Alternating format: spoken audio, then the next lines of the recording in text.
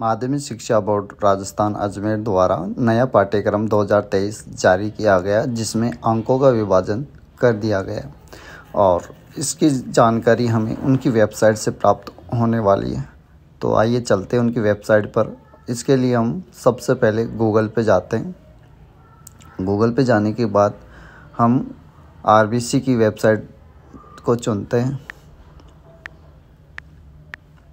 RBC की website को चुनने के बाद जैसे उसको ऑन करते तो हमारे सामने उनकी वेबसाइट ओपन हो जाती है। तो सबसे पहले हम पाठ्यक्रम 2022-23 को चुनेंगे। जैसे 22-23 को चुनते हैं तो हमारे सामने विभिन्न कक्षाओं के पाठ्यक्रम जारी हो जाते हैं।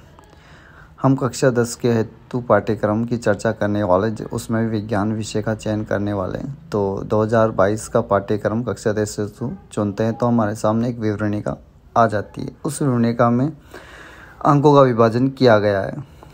100 अंक का पेपर होगा विज्ञान विषय का, जिसमें से सैद्धांतिक परीक्षा होगी 80 नंबर की और 17 अंक यहाँ से जाने स्कूल की तरफ से जाते हैं 20 नंबर की। इस प्रकार से कुल 100 नंबर का पेपर होता है। 100 नंबर के पेपर में अगर हम देखें 17 अंक का विभाजन भी आगे किया गया है। तो 17 अंक 20 नंबर का, उसमें से 10 नंबर स्थानीय परीक्षा के अंकों का होता है और 5 नंबर प्रोजेक्ट के होते हैं और 3 नंबर उपस्थिति के होते हैं और 2 अंक व्यवहार का होता है। इस प्रकार से कुल 20 अंक होते हैं। 20 अंकों का विभाजन और 80 नंबर की सैद्धांतिक परीक्षा, इस प्रकार से कुल 100 अंक का पेपर हमारे सामने होता है। इसी प्रकार से सभी विषयों का विभाजन किया गया है। हिंदी, गणित, अंग्रेजी, सामाजिक विज्ञान, सभी का अंकों का विभाजन इसी प्रकार किया गया है। सभी पेपर 100-100 नंबर के हैं और 20 नंबर स्कूल की तरफ से प्रत्येक विषय में जाने वाले हैं।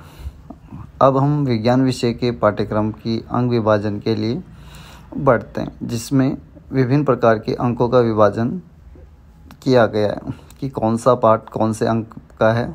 सामान्यतः विज्ञान विषय के 16 चैप्टर है और 16 चैप्टरों में को 4 यूनिटों में विभाजित किया है। पहली यूनिट में 5 चैप्टर है और जो पहला चैप्टर है रासायनिक अभिक्रिया एवं समीकरण, उसमें सबसे पहले देखते हैं कि उसका अंक विभाजन किया गया है कि 5 नंबर का है पहला चैप्टर आपके केमिकल रिएक्शन एंड इक्वेशन। फिर हम बात करने वाले हैं दूसरे चैप्टर की अम्ल क्षार एवं लवण और इसका विभाजन किया है 6 अंकों के साथ।